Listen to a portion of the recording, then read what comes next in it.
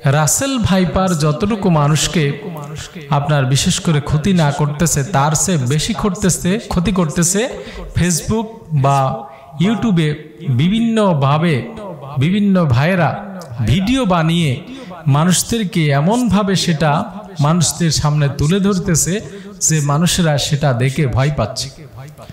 সাপ সারা বাংলাদেশে হয়তো 5 থেকে 10 জায়গায় মানুষকে কামড় দিয়েছে, কিন্তু এই যে আপনার একটা ভয় ভীতি, এইটা সবচেয়ে বড় খারাপ জিনিস। দেখা যায় যে এই ভিডিও দেখার পরে রাত্রে বের হইলে মনে হয় সাপ, পিছন দিকে তাকাইলে সাপ, সামনের দিকে তাকাইলে সাপ, টয়লেটে গেলে সাপ, অজু করতে গেলে সাপ। এই যে একটা ভীতিকর প্রস্তুতি, এর থেকে আমাদেরকে আগে বাঁচতে হবে।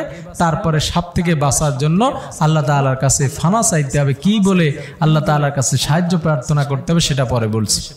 প্রিয় উপস্থিতি, আপনারা খেয়াল রাখবেন, বিশেষ করে এই যে আপনাদের ভীতিকর একটা পরিস্থিতি সিচুয়েশন তৈরি হচ্ছে, বিশেষ করে এই ভয়ে কিন্তু আতঙ্কে আমাদের আতঙ্কিত হয়ে আমাদের হার্ট অ্যাটাকের সম্ভাবনা আছে, হার্ট স্ট্রোকের সম্ভাবনা আছে।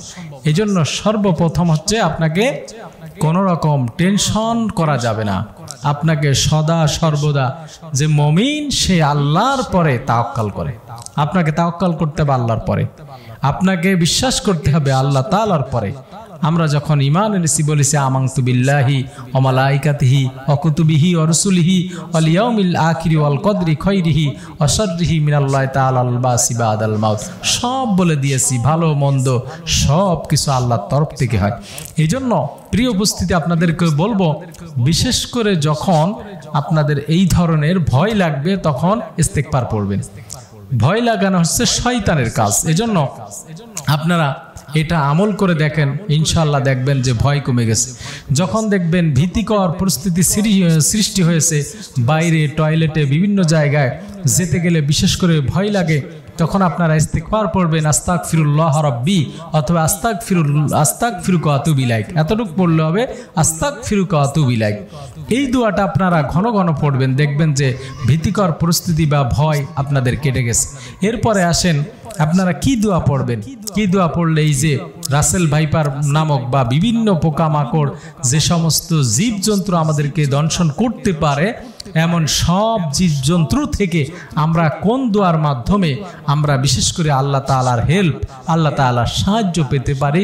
আল্লাহ রাসূল সাল্লাল্লাহু আলাইহি ওয়াসাল্লাম হাদিস শরীফে ইরশাদ করলেন, একটি দোয়া দিলেন, এই দোয়াটা পড়ো, এই দোয়া পড়লে দুনিয়ার বিভিন্ন কীট পতঙ্গ জীবজন্তুর কামড় থেকে দংশন থেকে তোমরা বেঁচে যাবে।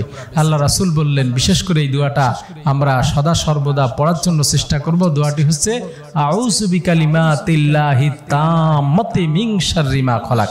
ভালো করে মুখস্থ করে নেন, আউযু বিকালিমাতিল্লাহি তাম্মাতি মিন শাররি মা খলাক। আবার বলছি, আউযু বিকালিমাতিল্লাহি তাম্মাতি মিন শাররি মা খলাক। অর্থাৎ তার মানে বললাম, আল্লাহ তোমার কাছে সাহায্য পানা চাই, তোমার যত সৃষ্টি জীবজন্তু আছে তাদের দংশন, তাদের কামড়, তাদের বিপদ থেকে আল্লাহ তুমি আমাদেরকে হেফাজত করো। এজন্য আমরা বিশেষ করে 1 নম্বর, যখন আমাদের ভীতিকর পরিস্থিতি সৃষ্টি হবে, ভয় লাগবে, আমরা ইস্তেগফার পড়ব আল্লাহ তাআলার কাছে, কারণ বিপদ দেওয়ার মালিক হচ্ছে আল্লাহ। আল্লাহ যদি বিপদ দেয়, বাঁচানোর ক্ষমতা কারণ নাই। এজন্য আমরা সদা সর্বদা আল্লাহ তাআলার কাছে সাহায্য প্রার্থনা করব। এবং নামাজের পরে, বিশেষ করে ফজরের নামাজের পরে, মাগরিবের নামাজের পরে আমরা বিশেষ করে 7 বার করে এই দোয়াটি পড়ব। বিশেষ করে রাসেল ভাইপার সহ যত সাপ আছে, জীবজন্তু আছে, এই সমস্ত দংশন থেকে, কামড় থেকে, এদের বিপদ থেকে আমরা আল্লাহ তাআলার কাছে সাহায্য প্রার্থনা করব। আমরা বলবো আউযু বিকালিমাতিল্লাহি তাম্মাতি মিন শাররি মা খলাক, আউযু বিকালিমাতিল্লাহি তাম্মাতি মিন শাররি মা খলাক। বিশেষ করে যারা মুখস্থ নাই তারা মুখস্থ করে নেবেন। এবং প্রয়োজন বোধে স্টিকার পাওয়া যায় এই দুয়ার, আপনারা স্টিকার ঘরে বা দরজায় বিভিন্ন জায়গায় লাগিয়ে নেবেন, ঘন ঘন পড়বেন, অথবা বাংলাতে এটা লিখে নিয়ে মুখস্থ করে নিতে পারেন। ইনশাআল্লাহ আশা করি আপনারা এই দোয়াটি আমল করবেন, তাহলে এই রাসেল ভাইপার সহ বিভিন্ন জীবজন্তুর কামড় থেকে, দংশন থেকে আল্লাহ তাআলা আমাদেরকে হেফাজত করবেন। আমিন।